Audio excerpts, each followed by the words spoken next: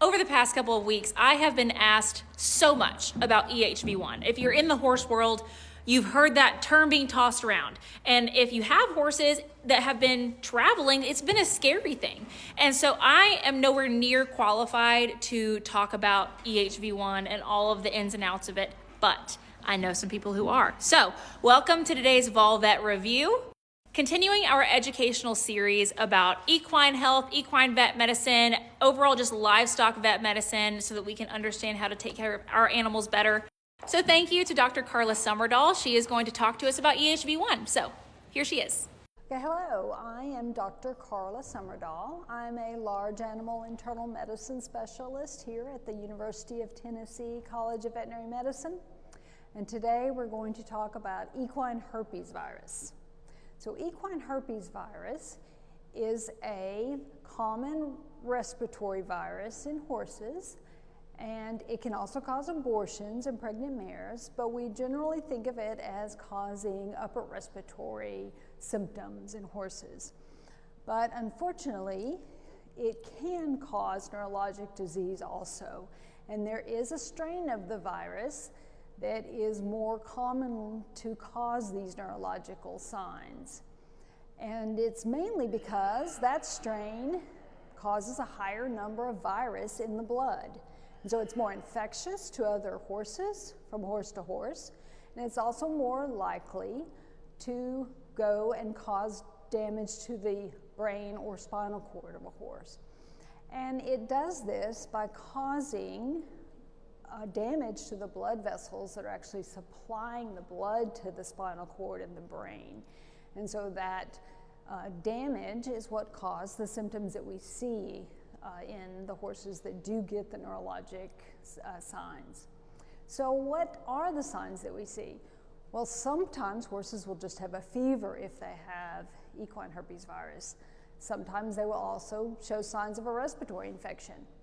But the horses that develop the neurologic signs, they're more commonly will show hind limb weakness, maybe a little bit of imbalance in their hind limbs. They may actually even have decreased tone in their tail and have urinary incontinence or dribble urine and not be able to urinate normally. So those are the things we look for. How do we prevent this in horses? Well, vaccinating against equine herpes virus 1 and 4 is very helpful. And keeping your horse well vaccinated will help prevent it shedding and spreading to other horses. But also good biosecurity. When you take your horse to horse shows or around other horses on a trail ride, always think about preventing spread from horse to horse. So bring your own water buckets. Bring your own feed buckets, bring your own anything that you might share with another horse. Make sure you're keeping that good biosecurity with your animal. And then also kind of know if where you're going, if those horses are well vaccinated. It's kind of hard to know exactly, but if you have a group of friends you ride with or trail ride with, well then, vaccination is really the only way we can help prevent the shedding of this virus. Unfortunately, there's not a lot of good treatment specifically for this virus, but as far as what we do as veterinarians, recognizing the signs really quickly, calling your veterinarian if you have a horse with a fever, off-feed, respiratory symptoms, so we can test and see what's causing it. We just take care of these horses' symptoms. There are some antivirals that can be effective early in the disease, but they're not always 100%.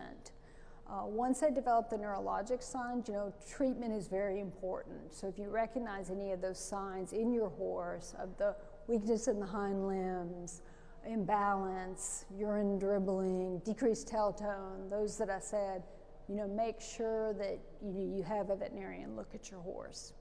Again, thank you so much to the University of Tennessee Knoxville College of Veterinary Medicine for helping us stay educated and continuing to deep dive on these topics. Let us know in the comments if you have any questions.